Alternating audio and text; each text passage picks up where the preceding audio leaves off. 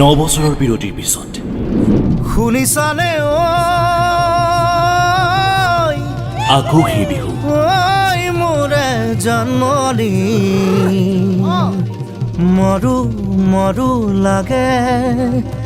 তোমাকে দিয়া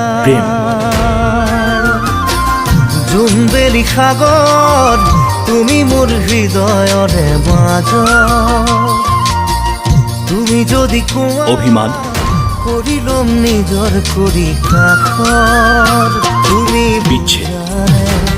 নেনো বুজা মোৰ অন্তৰত মিঠা ভাল পোৱা তুমি বুজা নেনো বুজা আৰু